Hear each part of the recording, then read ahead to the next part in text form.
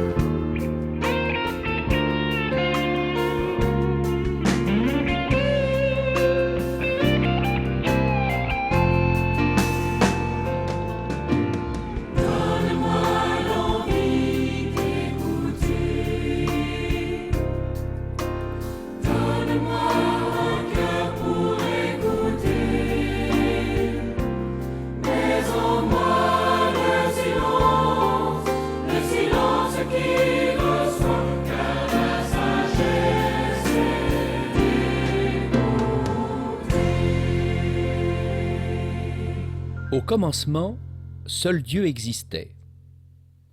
Nous ne pouvons pas voir le seul vrai Dieu. Dieu créa le ciel et la terre. Puis tout était mélangé, le ciel, la terre, l'eau, la lumière et l'obscurité. Alors Dieu dit, « Que la lumière soit », et la lumière fut. Dieu sépara la lumière des ténèbres. Il appela la lumière jour et les ténèbres nuit. Dieu sépara l'eau, le ciel et la terre. Il appela l'eau mer et dit, « Que la terre se couvre d'herbes, de plantes et d'arbres. » Puis Dieu dit, « Qu'il y ait des lumières dans le ciel pour séparer le jour de la nuit. » Et Dieu fit le soleil, la lune et les étoiles. Dieu le Créateur est le seul vrai Dieu, il n'y en a point d'autre.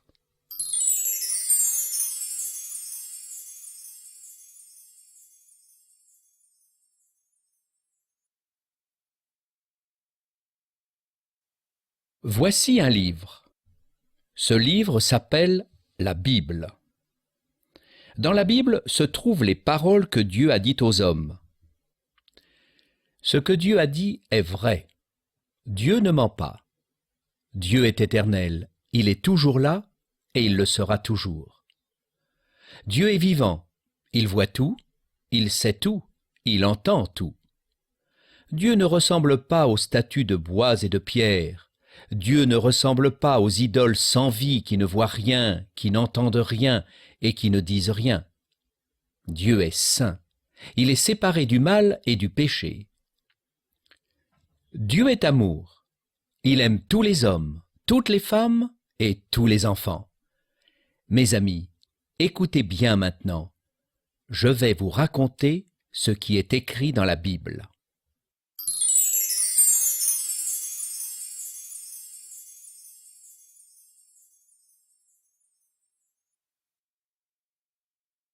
Dieu créa les poissons dans l'eau et les oiseaux qui volent dans le ciel. Dieu créa toutes sortes d'animaux. Alors, Dieu créa le premier homme et l'appela Adam. Puis, Dieu créa la femme et la donna à Adam pour sa femme. Adam appela sa femme Ève. Dieu bénit Adam et Ève et leur dit d'avoir de nombreux enfants et de peupler la terre. Il leur dit aussi de devenir les maîtres de la terre. Dieu était satisfait de tout ce qu'il avait fait et il trouvait que tout cela était très bon.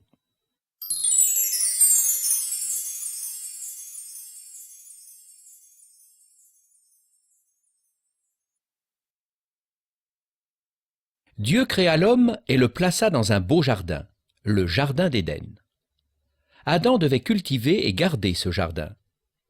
Dieu dit à Adam: « Tu pourras manger de tous les arbres du jardin, mais tu ne mangeras pas de l'arbre qui donne la connaissance de ce qui est bien ou mal. Le jour où tu en mangeras, tu mourras. » Dieu était l'ami d'Adam et Ève. Il ne leur voulait que du bien. Le mal ne vient pas de Dieu. Le mal vient de Satan, appelé aussi le diable. Satan voulait faire du mal à Adam et Ève. Il était l'ennemi de Dieu et il était l'ennemi d'Adam et Ève. Alors, il s'approcha d'Ève sous la forme d'un serpent. Satan parla et mentit à Ève. Il dit qu'Adam et Ève n'allaient pas mourir s'ils touchaient aux fruits de l'arbre défendu. Au contraire, tous les deux allaient devenir comme Dieu et ils pourraient savoir ce qui est bien ou mal. Alors Ève écouta Satan et mangea du fruit défendu. Elle en donna aussi à son mari. Adam et Ève désobéirent à Dieu. Alors le mal, le péché, est entré dans leur cœur. À cause du péché de désobéissance, Dieu a dû punir Adam et Ève. Il a dû les chasser loin de lui. Maintenant, Adam et Ève étaient séparés de Dieu, mais Dieu les aimait malgré cela, et il allait faire quelque chose pour leur venir en aide.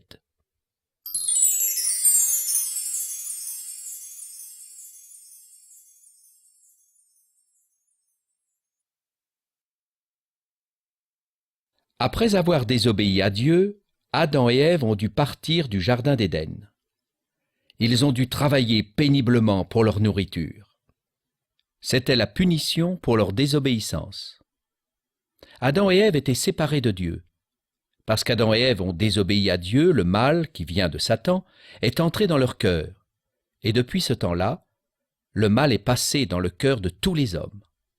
La peur, la méchanceté, la jalousie, les disputes, la cruauté et toutes sortes de choses mauvaises ont pénétré dans le monde. Adam et Ève ont eu 2 fils.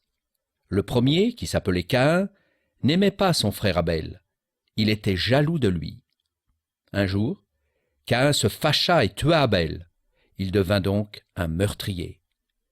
Le mal peut prendre toutes sortes de formes.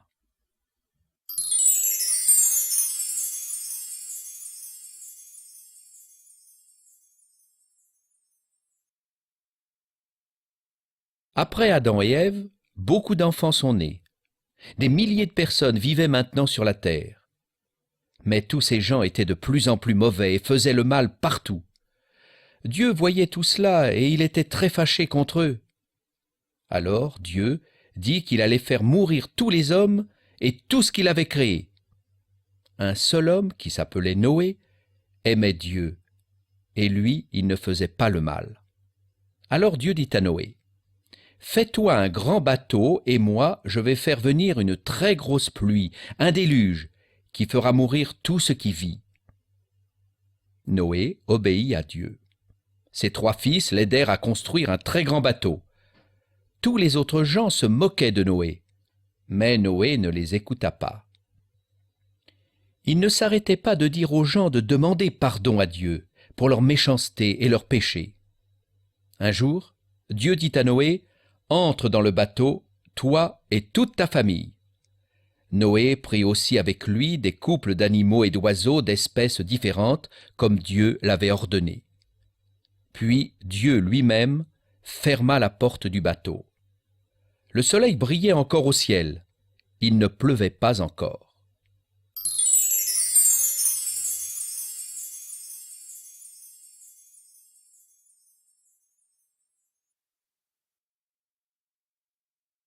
Noé et sa famille étaient maintenant en sécurité dans ce grand bateau. Dehors, tous les gens s'amusaient encore et se moquaient de Noé. Mais, 7 jours après, une très grosse pluie commença à tomber. L'eau tombait et tombait, le bateau se mit à flotter alors sur l'eau. Et l'eau continuait à monter, à monter, à monter. Au bout de 40 jours, elle recouvrait toute la terre. On ne voyait même plus les hautes montagnes. Tout avait disparu. Tous les hommes, toutes les femmes et tous les enfants ont été noyés. Tous les oiseaux et tous les animaux sont morts aussi dans l'eau. Il n'y avait plus rien sur toute la terre. Seuls Noé et sa famille, qui se trouvaient à l'intérieur du grand bateau, étaient vivants. Ils avaient échappé à la punition de Dieu. Pendant longtemps, l'eau a recouvert toute la terre. Mais un jour, elle a tout à fait disparu. Alors, Noé et sa famille sont sortis de ce grand bateau. Tous dirent alors merci à Dieu de les avoir sauvés.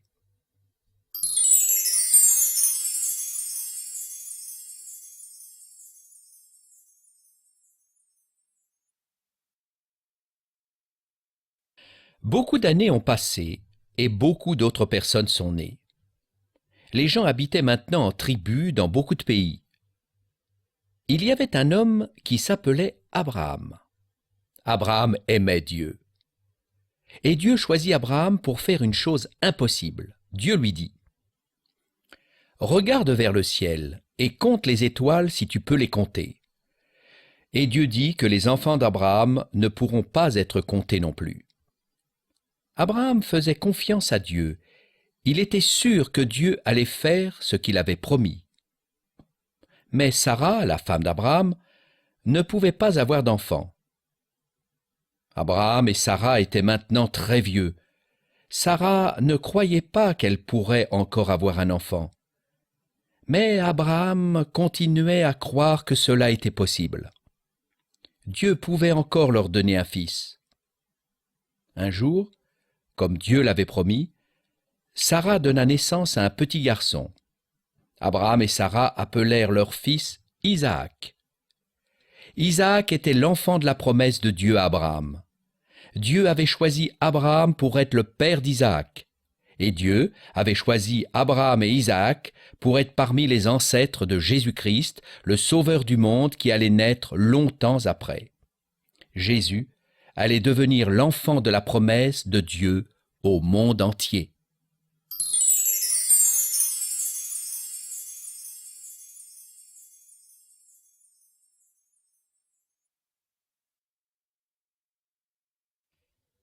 Les descendants d'Abraham devinrent une grande tribu qui s'appelait la tribu d'Israël. Parmi cette tribu, il y avait Moïse qui aimait Dieu et qui lui obéissait. Dieu dit à Moïse de monter sur la montagne.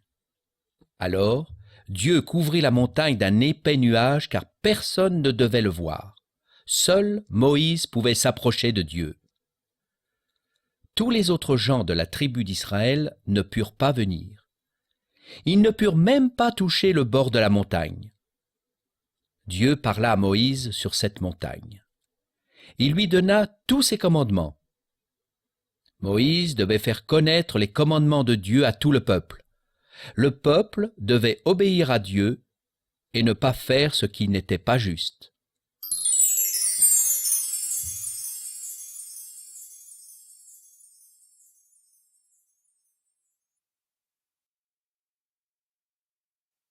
Dieu a donné beaucoup de commandements à Moïse, et Dieu voulait que tout le monde lui obéisse. Voici quelques-uns de ces commandements.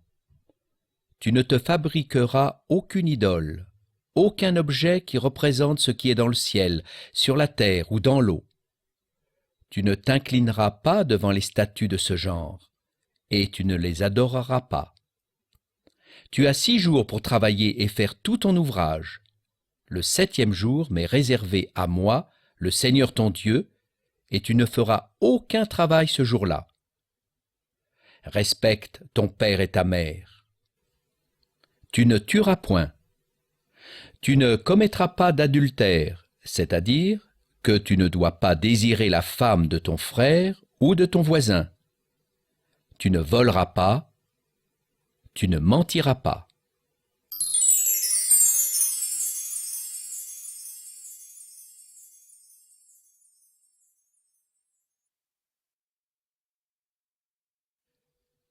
Quand Adam et Ève ont désobéi à Dieu dans le jardin d'Éden, Dieu a dû les chasser loin de lui. Comme il est un Dieu saint, il ne pouvait pas garder avec lui des gens qui avaient péché. Mais Dieu continuait à aimer Adam et Ève, et après eux, tous leurs enfants et petits-enfants. Avant de chasser Adam et Ève, Dieu leur avait promis d'envoyer un jour un sauveur sur la terre. Mais en attendant la venue de ce sauveur, Dieu a ordonné aux hommes de sacrifier un animal bien choisi pour le pardon de leurs péchés. Chaque fois qu'un animal bien choisi était tué et offert en sacrifice, Dieu se souvenait alors de sa promesse faite à Adam et Ève. Il pardonnait à l'homme ou à la femme qui avait fait le mal. Dieu ne pouvait pas accepter quelque chose d'autre, à cause de Jésus, le Fils de Dieu, qui devait venir plus tard. Dans la Bible, Jésus est appelé l'agneau de Dieu, celui qui devait mourir en sacrifice pour tous les hommes de la terre.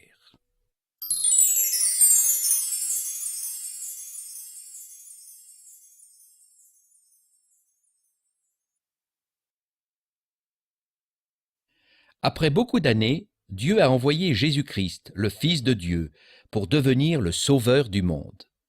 Et voici comment cela s'est passé. Dieu a envoyé un messager du ciel, un ange, à une jeune fille qui s'appelait Marie. Le messager du ciel dit à Marie, « N'aie pas peur, Marie, tu vas devenir enceinte et tu mettras au monde un fils que tu nommeras Jésus. Il sera grand et on l'appellera le Fils du Dieu Très-Haut. » Marie n'était pas encore mariée avec Joseph, son fiancé. Alors, elle demanda tout naturellement comment cela pourrait se faire, car tous les bébés du monde ont une mère et un père. Le messager de Dieu dit à Marie que Jésus n'aura pas de père sur la terre. Jésus existe depuis toujours, car il est Dieu. Le messager de Dieu dit à Marie que quelque chose de spécial allait se passer dans son corps. Cette chose spéciale sera un miracle de Dieu. C'est le Saint-Esprit, l'Esprit de Dieu, qui fera ce miracle dans le corps de Marie. Marie ne comprend pas très bien tout cela, mais elle accepte d'obéir à Dieu. Le messager de Dieu est aussi allé voir Joseph, le fiancé de Marie. C'était la nuit, et Joseph dormait. Le messager de Dieu lui dit, « Joseph, n'aie pas peur de prendre Marie comme épouse, car c'est par la puissance du Saint-Esprit qu'elle attend un enfant. Elle mettra au monde un fils que tu appelleras Jésus. Le nom de Jésus veut dire sauveur. » Joseph obéit à Dieu et épousa Marie, mais il ne coucha pas avec elle jusqu'à ce qu'elle ait donné naissance à Jésus.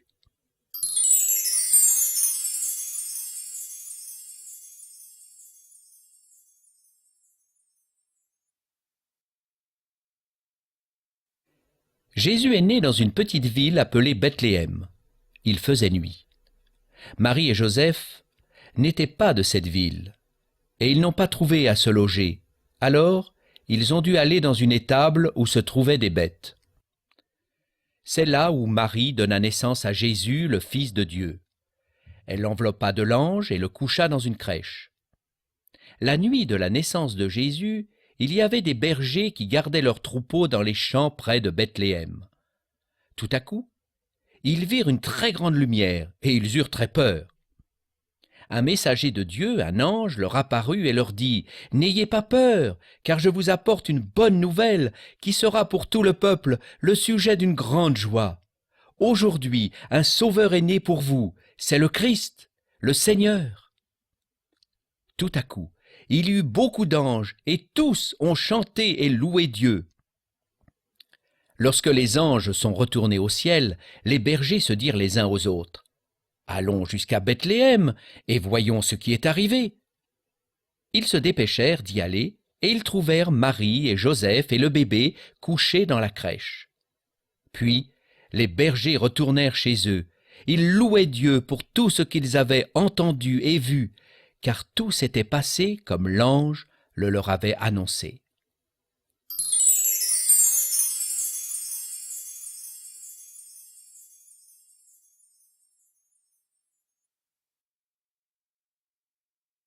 Jésus a grandi comme tous les autres enfants.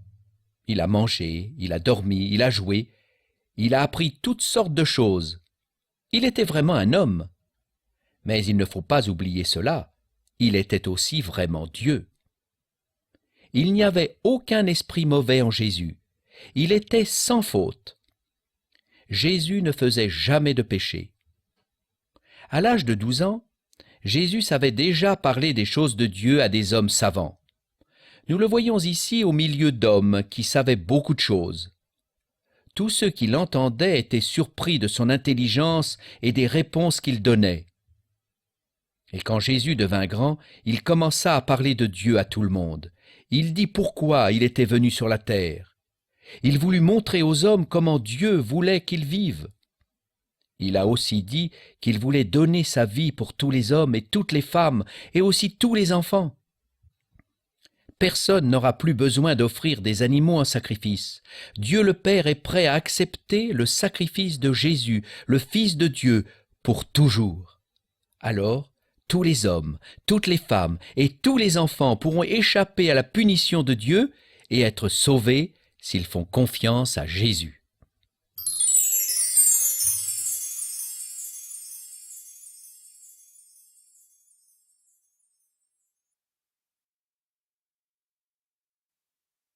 Jésus est Dieu. Comme Dieu, il est la vie.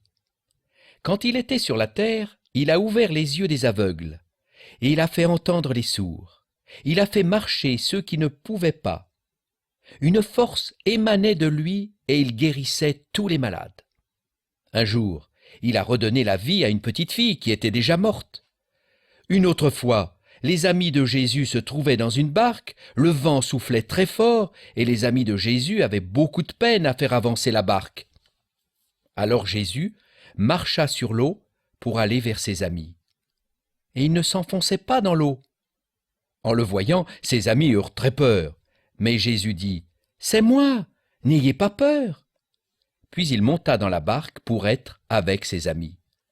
Alors il n'y eut plus de vent fort. Jésus a pu faire toutes ces choses parce qu'il est Dieu. Il a toujours existé. Il était avec Dieu le Père lorsque le monde a été créé. C'est donc normal que Jésus puisse tout faire. Jésus est le même aujourd'hui.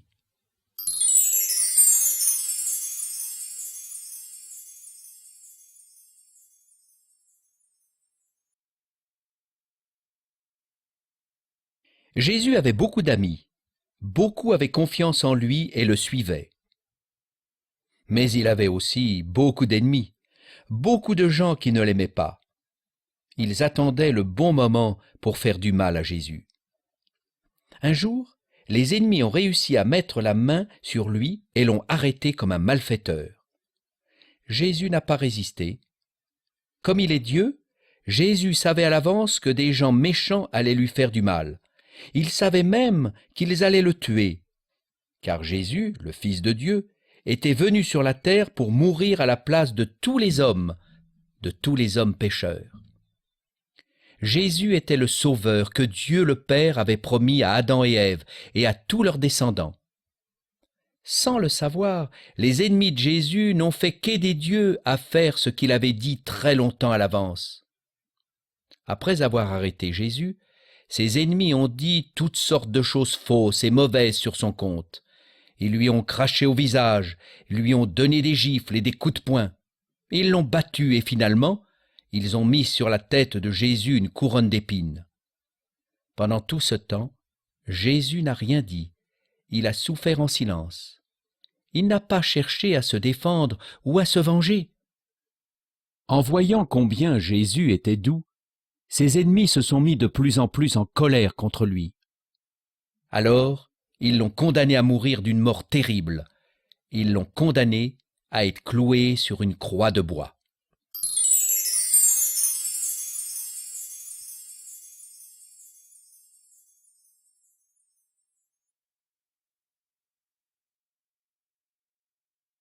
Les ennemis de Jésus ont amené Jésus hors de la ville de Jérusalem. Là, des soldats lui ont cloué les mains et les pieds, sur le bois d'une croix. Sur cette croix, Jésus a souffert d'une façon terrible. Comme il est Dieu, il aurait pu descendre de cette croix, mais il ne l'a pas fait. S'il l'avait fait, il n'aurait pas pu devenir notre Sauveur. Selon la loi de Dieu, il fallait qu'un homme parfait, sans aucune faute, meure à la place d'hommes imparfaits et pécheurs. Seul le Fils de Dieu était cet homme parfait. Alors, Jésus est resté sur la croix et il est mort à notre place, à ta place. En mourant sur la croix, Jésus est devenu l'agneau de Dieu qui a été sacrifié pour nous. C'est par le sang versé par Jésus que nos fautes peuvent être lavées et pardonnées. Son sacrifice est un sacrifice parfait qui a été complètement accepté par Dieu le Père. Après la mort de Jésus sur la croix, les hommes n'avaient plus besoin de tuer un animal pour obtenir le pardon de leurs péchés. Jésus a donné sa vie et versé son sang une fois pour toutes. Il ne reste plus rien à faire. C'est à nous de croire en lui et d'accepter son sacrifice sur la croix pour nous personnellement, pour toi et pour moi.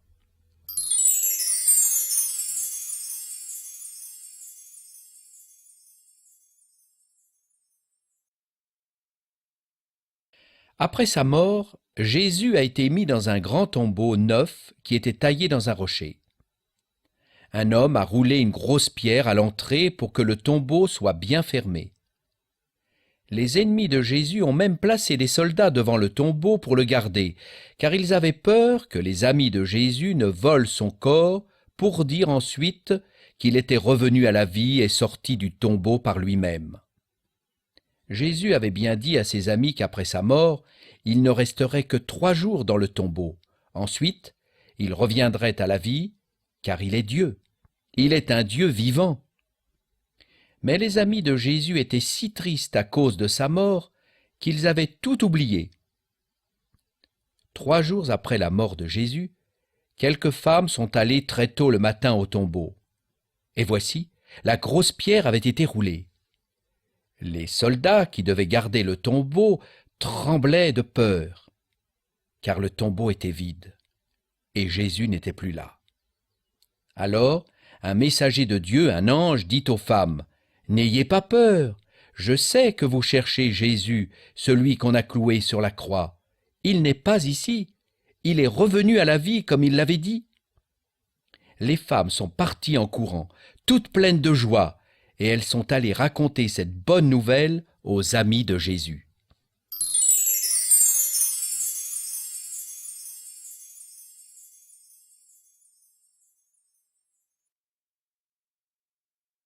Trois jours après sa mort, Jésus est revenu à la vie. Les amis de Jésus ne voulurent d'abord pas croire que les femmes avaient dit vrai. Le soir du jour de la résurrection de Jésus, ses amis se trouvaient ensemble dans une chambre. Les portes étaient fermées. Alors Jésus vint au milieu d'eux et leur dit « Que la paix soit avec vous ». Ses amis ont vu Jésus, il était vivant. Mais Thomas, qui n'était pas encore avec eux ce soir-là, refusait de croire que Jésus était vivant. Il dit « Si je ne vois pas la marque des clous dans ses mains, et si je ne mets pas mon doigt à la place où étaient les clous, je ne peux pas croire. » 8 jours après, Jésus apparut de nouveau au milieu de ses amis. Cette fois-ci, Thomas était là. Jésus lui dit « Avance ton doigt et regarde mes mains. » Thomas a alors vu que c'était bien Jésus qui s'était mis devant lui. Il a vu les trous des clous dans les mains de Jésus et il a cru. Il dit à Jésus « Mon Seigneur et mon Dieu !»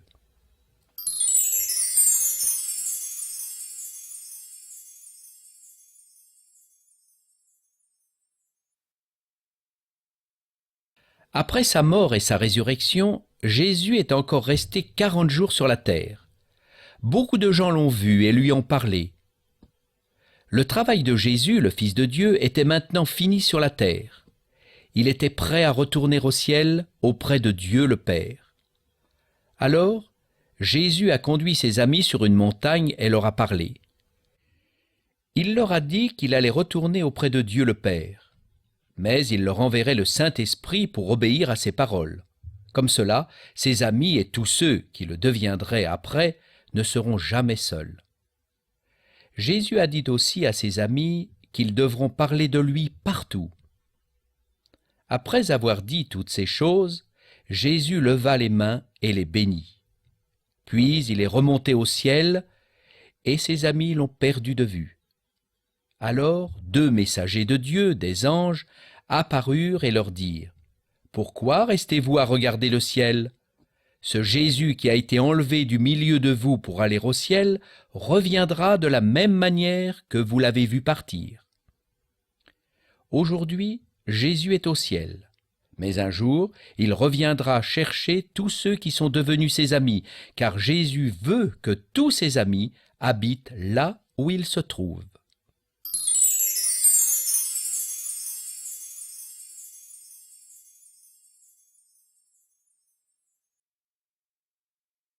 Jésus est venu chercher et sauver ce qui était perdu.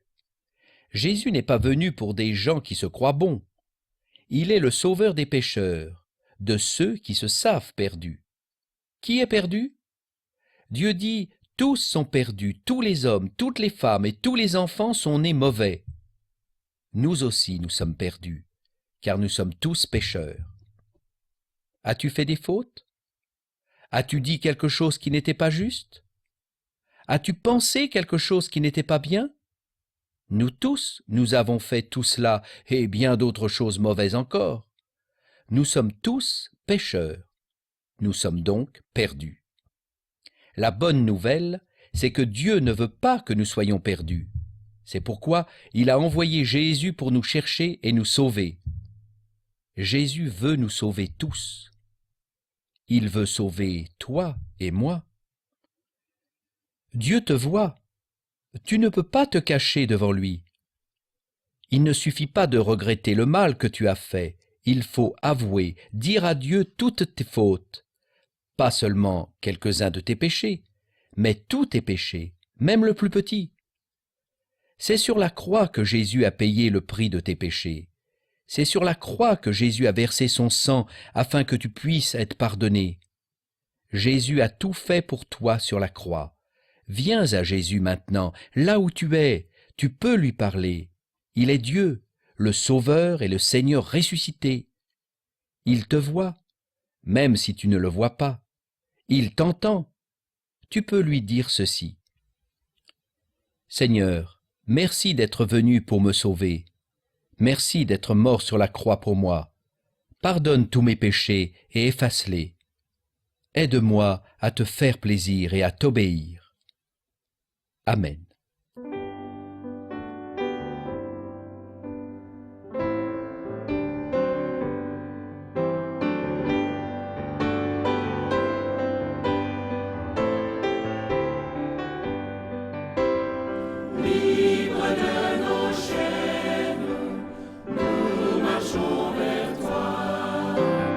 Ta main souveraine,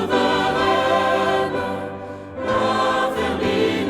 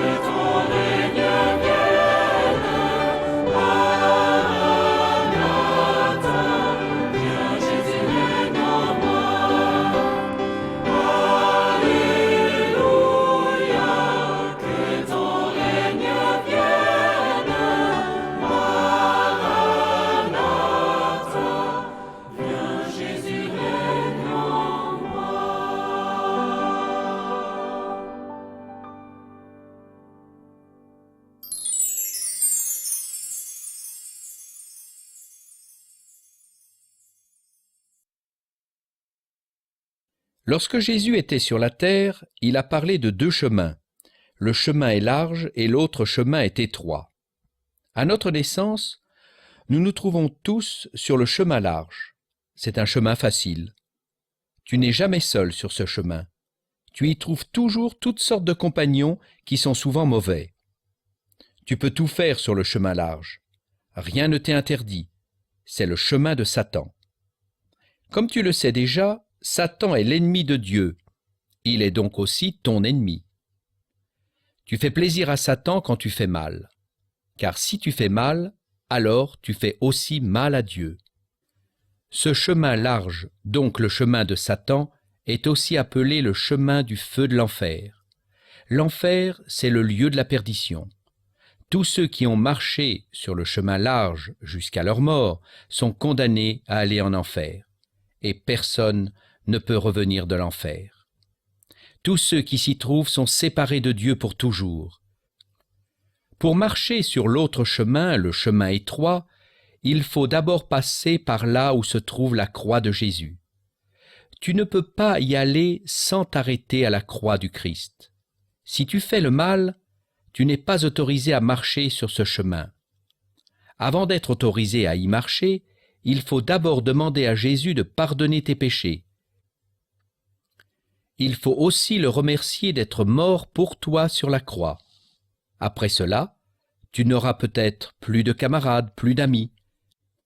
Mais tu ne seras pas seul, car Jésus marchera avec toi sur ce chemin, il te protégera et il te conduira. C'est là où tu vas être heureux pour toujours.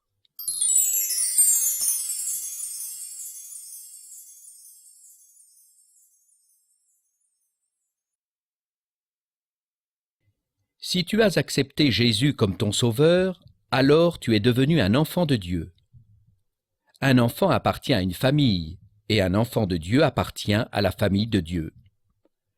La famille de Dieu est très grande. Dans cette famille se trouvent tous ceux qui ont accepté le sacrifice de Jésus sur la croix pour eux personnellement. Il y a beaucoup d'enfants de Dieu sur toute la terre. Dans chaque pays, il y a des hommes, des femmes et des enfants qui aiment Jésus et obéissent à ses paroles. Jésus a dit qu'un jour, il recevra beaucoup de personnes dans son ciel. Il y aura des gens de toutes les tribus, de toutes les couleurs, des jaunes, des bruns, des noirs et des blancs. Jésus reçoit tous ceux qui ont mis leur confiance en lui. Jésus reçoit chaque homme, chaque femme et chaque enfant qui a cru en lui comme son sauveur personnel. Bon courage donc si tu appartiens à Jésus. Jésus est avec toi et tu fais maintenant partie d'une très grande famille, la famille de Dieu.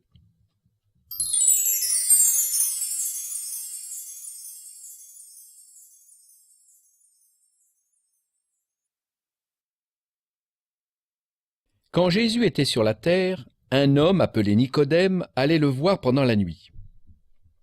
Nicodème voulait parler avec Jésus sans être vu de ses voisins, c'est pourquoi il était venu de nuit. Jésus dit à Nicodème, « Si un homme ne naît de nouveau, il ne peut voir le royaume de Dieu. » Par cela, Jésus voulait dire à Nicodème qu'il devait naître une seconde fois s'il voulait appartenir à la famille de Dieu. Nicodème ne comprenait pas, alors il lui demanda « Comment un homme déjà vieux peut-il naître de nouveau? Il ne peut pourtant pas retourner dans le ventre de sa mère et naître une deuxième fois. » Jésus lui répondit « Ce qui est né d'un père humain est humain, ce qui est né de l'Esprit Saint est esprit. » Jésus explique alors à Nicodème qu'un bébé doit naître pour vivre sur la terre. Dans ce cas, ce sont les parents du bébé qui lui ont donné la vie. Cette vie n'est bonne que pour vivre sur la terre, mais pour aller au ciel, Nicodème doit naître comme une deuxième fois, et cette deuxième naissance ne peut se faire qu'avec l'Esprit de Dieu. Ce n'est pas une naissance humaine, personne ne peut aller au ciel sans être né de nouveau, sans avoir accepté Jésus comme son sauveur personnel. Cela s'appelle se convertir, c'est naître dans la famille de Dieu. C'est l'Esprit de Dieu qui nous aide à avouer nos péchés et à demander pardon à Jésus. c'est l'Esprit de Dieu qui chasse aussi tout le mal qui se trouve dans notre cœur. Et après, l'Esprit de Dieu remplit notre cœur de joie et de paix. Quand nous sommes nés dans la famille de Dieu, nous ne voulons plus faire le mal. L'Esprit de Dieu nous aide à ne faire plaisir qu'à Dieu seul.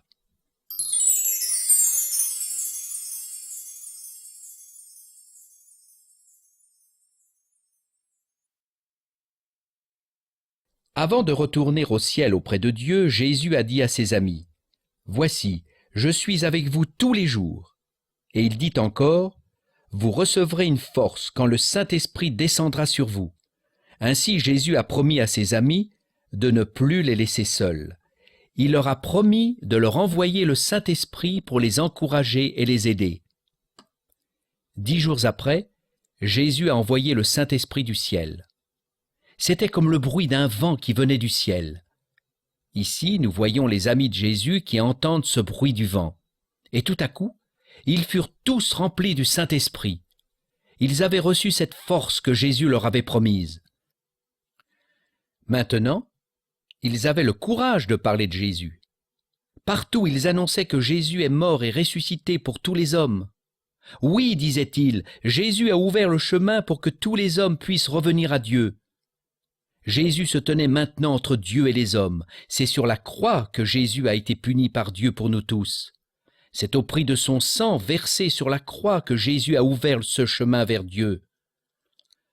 Tout le monde est invité à venir à Jésus, le Sauveur du monde, et à se repentir de ses péchés. Aujourd'hui, il n'est plus nécessaire d'attendre la venue du Saint-Esprit. Le Saint-Esprit est donné à tous ceux qui croient en Jésus et il vient habiter dans leur cœur. C'est par le moyen du Saint-Esprit que Jésus est toujours avec eux.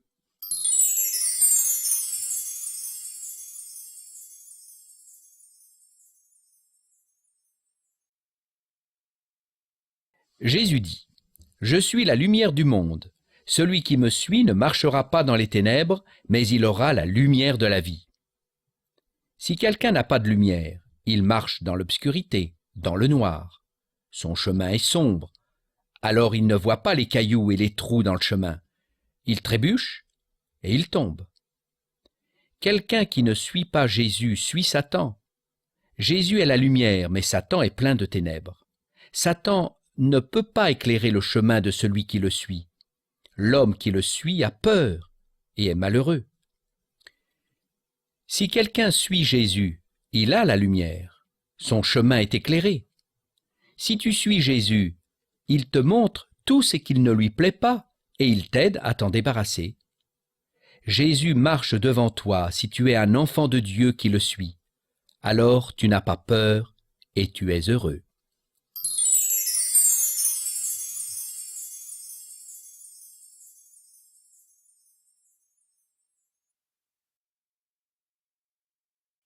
Es-tu un ami de Jésus?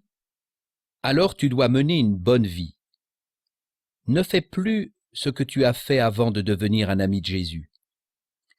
Tu portes maintenant le nom de chrétien. Ce nom est donné à quelqu'un qui aime Jésus et qui lui appartient. Si tu es un ami de Jésus, donc un chrétien, alors tu n'appartiens plus à Satan. Tu as changé. Tu ne te querelles plus, tu ne voles plus, tu n'adores plus les idoles, tu ne touches plus à toutes sortes de choses mauvaises. Un vrai chrétien est un homme nouveau. Il mène une vie tout à fait différente de celle d'un non-chrétien. Un chrétien obéit aux paroles de Jésus. Jésus fait la joie du chrétien.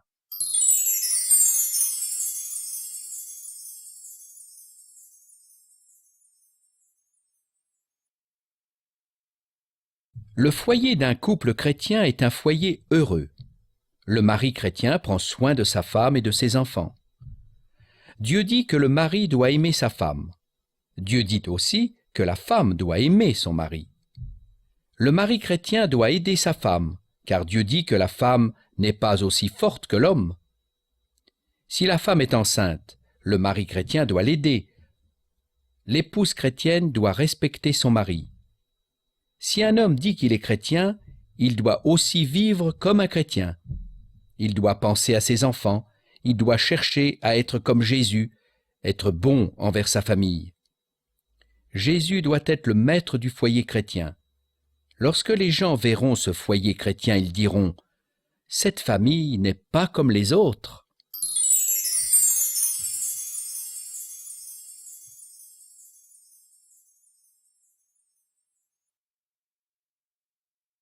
Quand Jésus était sur la terre, il avait beaucoup d'amis, mais il avait aussi beaucoup d'ennemis.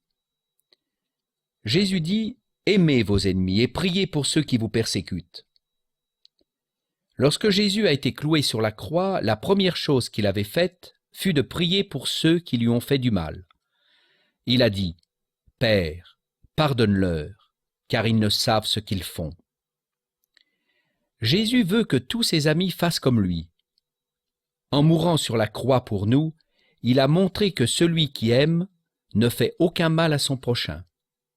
En priant pour ses ennemis, Jésus a prié pour nous tous, car nous aussi, nous sommes mauvais et avons besoin d'être pardonnés par Jésus. Nous sommes tous les ennemis de Jésus aussi longtemps que nous ne l'avons pas laissé nettoyer nos cœurs de tous nos péchés. Parce que Jésus t'aime, il veut que tu l'aimes aussi. Il veut aussi que tu aimes les autres. Il veut que tu vives en bon accord avec les autres. Regarde l'image à gauche. Ces deux hommes ont cessé de se quereller et font la paix ensemble. Jésus ne veut pas que tu rendes le mal pour le mal. Il veut que tu cherches à faire le bien partout. Il veut que tu t'occupes des autres gens. Sur l'image de droite, nous voyons un homme qui essaie de soigner quelqu'un qui est blessé. Cet homme ne connaît pas celui qui est blessé, parce qu'il n'est pas de sa tribu, mais cet homme sait que Dieu est bon. Alors il est aussi bon envers les autres.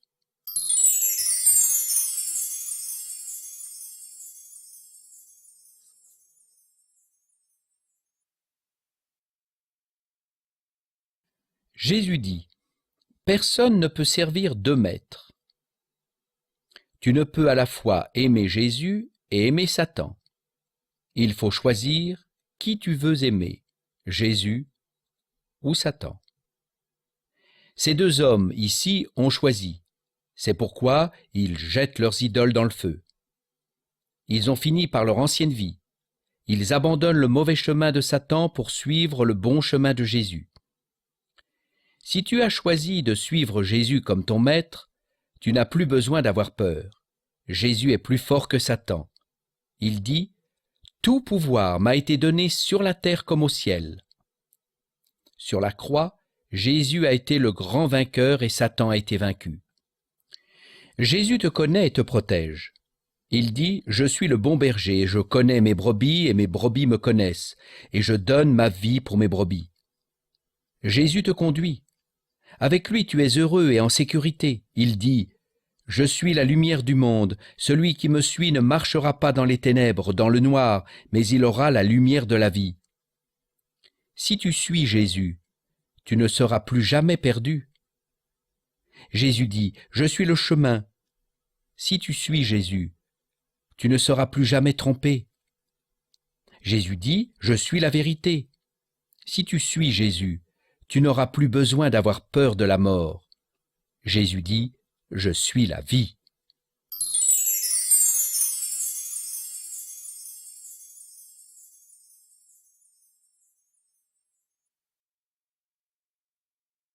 Satan, qui avait fait du mal à Adam et Ève dans le jardin d'Éden, essaie toujours de faire du mal aujourd'hui. Pour cela, il emploie à son service des esprits mauvais appelés des démons. Ces démons habitent parfois dans des personnes. Lorsque Jésus était sur la terre, il a guéri tous ceux qui avaient des démons. Les démons savent qui est Jésus, ils savent que Jésus est Dieu, et ils ont peur. Il y avait un homme fou qui était plein de démons. Il était tellement fou que personne ne pouvait l'attacher, même pas avec des chaînes. Tout le monde avait peur de lui. Un jour, cet homme voit Jésus de loin, alors il court se jeter à genoux devant lui et crie très fort « Que me veux-tu, Jésus, fils du Dieu très haut ?» Jésus reconnaît les démons qui se trouvent dans cet homme. Il leur dit de sortir de cet homme, et les démons lui ont obéi. Alors, l'homme cessa de hurler et de se blesser. Il était tellement, vraiment guéri, qu'il devint tout calme. il était tout à fait normal. Satan est malin. Même si tu es chrétien, Satan essaie encore toujours de te faire mal ou de te faire peur. Mais Jésus est avec toi. Il ne te laisse pas seul une minute. Si tu le lui demandes, il est prêt à t'aider et à te délivrer. Tu peux prier ainsi. Seigneur, je refuse tout ce qui ne vient pas de toi. Protège-moi de Satan et de toutes les forces du mal, au nom de Jésus. Dès que Satan t'entend dire le nom de Jésus, il fuit loin de toi. Jésus te protège. Tu n'as plus besoin d'avoir peur. Jésus est ta paix. Il te donne la paix.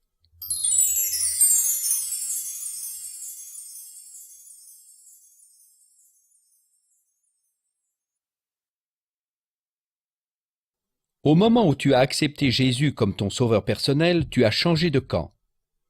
Tu as quitté le camp de Satan pour aller vivre dans le camp de Dieu.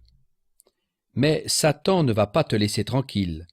Il sait que tu ne lui appartiens plus, mais il va quand même essayer de te tenter par toutes sortes de choses. Lorsque Satan te tente, tu peux et tu dois lui dire non.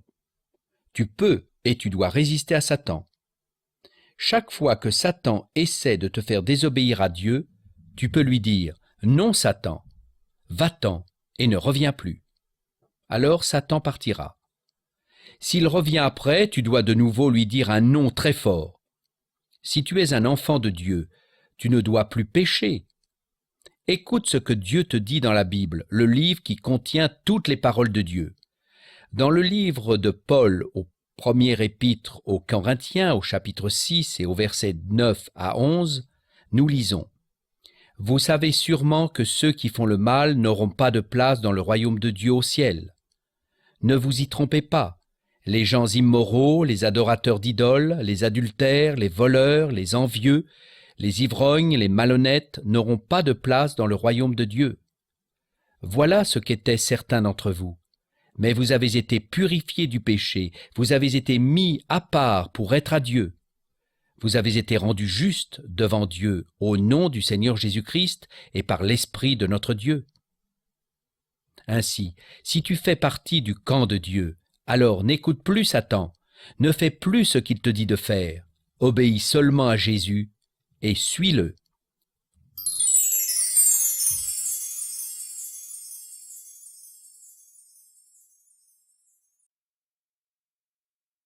Satan continue à tenter chaque vrai chrétien.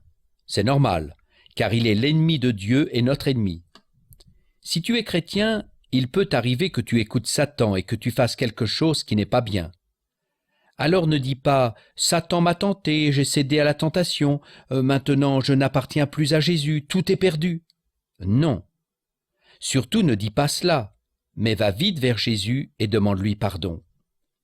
Dans la Bible, dans la première épître de Jean au chapitre 1er, verset 9, il est écrit « Mais si nous confessons nos péchés à Dieu, nous pouvons avoir confiance en lui, car il agit de façon juste. Il pardonnera nos péchés et nous purifiera, c'est-à-dire nous nettoiera de tout mal. » Dieu est fidèle. Si nous regrettons et confessons le mal que nous avons fait, Dieu est prêt à nous pardonner à cause du sacrifice de Jésus sur la croix. Si tu confesses le mal que tu as fait et que tu te repens, alors Dieu t'accueillera comme un père qui reçoit son fils qui était loin de lui.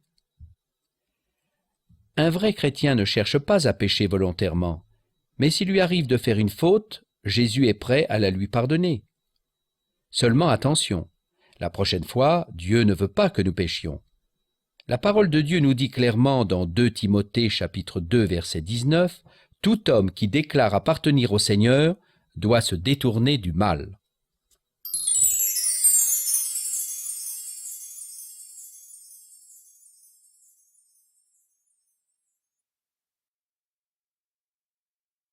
Tout le monde peut tomber malade.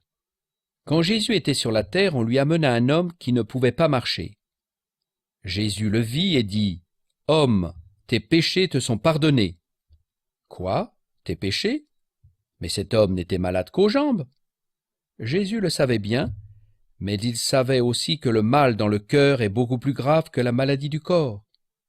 Puis Jésus ordonne à l'homme paralysé des jambes, « Lève-toi, prends ton lit et va dans ta maison. » Alors l'homme se leva, roula sa natte, la mit sous son bras et partit.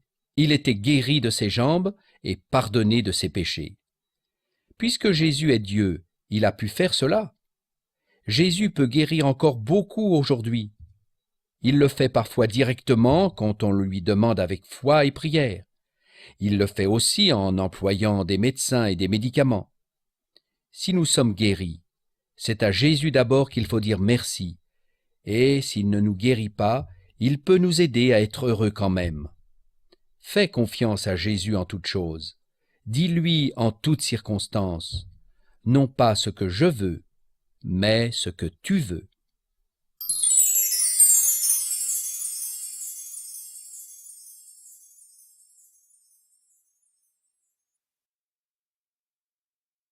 Tous les hommes doivent mourir. Jésus a dit « Je suis la résurrection et la vie. Celui qui croit en moi vivra, même s'il meurt. » Donc tout homme, toute femme et tout enfant qui a cru en Jésus ira au ciel à sa mort. C'est Jésus qui l'a promis. Au ciel, personne ne pleure, personne ne souffre, personne n'a faim, personne n'a des misères. Au ciel, il n'y a que paix et joie. Si donc un vrai chrétien meurt, tous les autres chrétiens qui le connaissent peuvent chanter des cantiques comme nous le voyons sur cette image. Le vrai chrétien est allé auprès de son Seigneur. Mais si un homme non chrétien meurt, c'est la tristesse. Car, comme nous l'avons déjà appris, il est en enfer, où il n'y a que souffrance et larmes. Si tu n'es donc pas encore un vrai chrétien, ne veux-tu pas le devenir maintenant?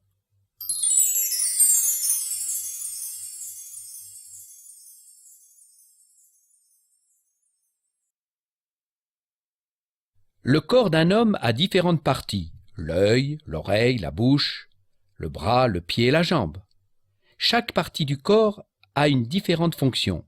L'œil est pour voir, l'oreille pour entendre, la bouche pour parler et manger. Dieu a disposé chacune des parties du corps à la bonne place, comme il l'a voulu. Toutes les parties du corps sont importantes. Chaque partie a besoin de tous les autres membres pour former un corps entier. Si une partie du corps est blessée ou malade, tout le corps souffre. Dieu dit qu'il en est ainsi avec les membres du corps de Christ. Chaque chrétien qui est un membre du corps de Christ a un travail à faire pour Jésus. Chaque chrétien, donc, doit être fidèle dans la tâche qui lui a été donnée. Tous les chrétiens, membres du corps de Christ, doivent se respecter et s'aimer. Ils doivent travailler ensemble, chacun faisant ce qu'il doit faire, là où il se trouve, afin que le corps de Christ ne souffre pas. Les chrétiens doivent avoir de la compassion les uns pour les autres. Si un chrétien souffre, les autres chrétiens, frères et sœurs en Christ, doivent chercher à l'aider. Ainsi doit fonctionner le vrai corps de Christ qui est composé de toutes sortes de membres utiles. Le corps de Christ qui est formé de tous les vrais chrétiens s'appelle l'Église.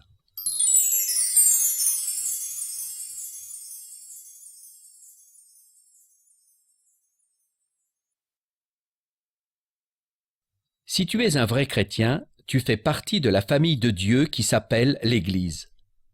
Il est très important de chercher la compagnie d'autres chrétiens.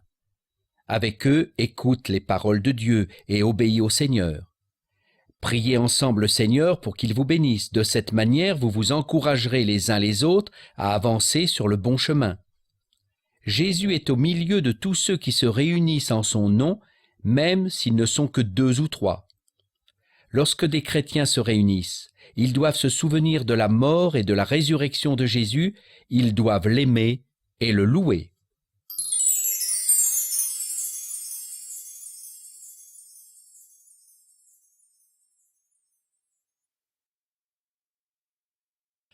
Avant de remonter au ciel après sa résurrection, Jésus a promis de revenir.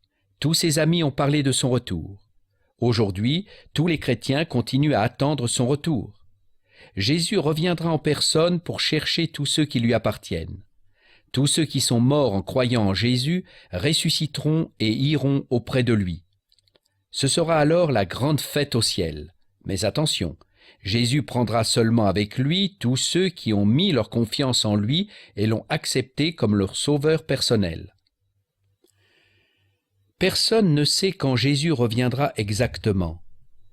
Mais Jésus a dit d'être prêt pour le moment de son retour. Es-tu prêt à rencontrer Jésus lorsqu'il reviendra ?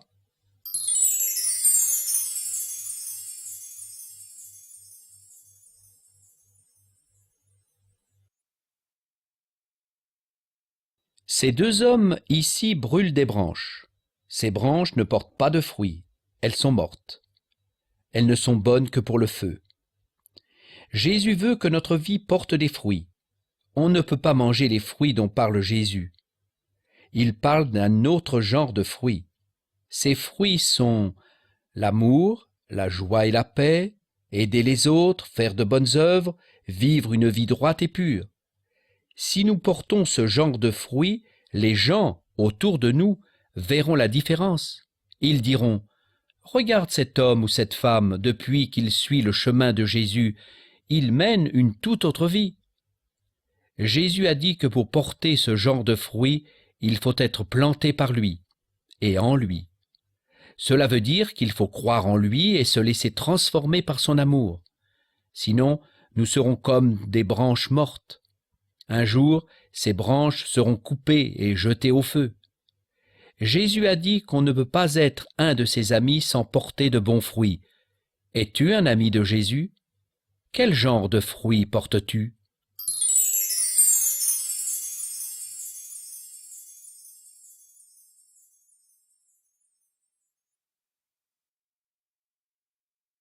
Jésus a dit à ses amis, « Vous serez mes témoins ». Si Jésus est devenu ton ami, alors tu dois parler de lui à tout le monde. Parce que tu aimes Jésus, tu chercheras à lui plaire. Parce que l'amour de Jésus remplit ton cœur, tu voudras leur expliquer pourquoi tu aimes Jésus et comment il t'a sauvé. Il n'est pas toujours facile d'être un témoin de Jésus.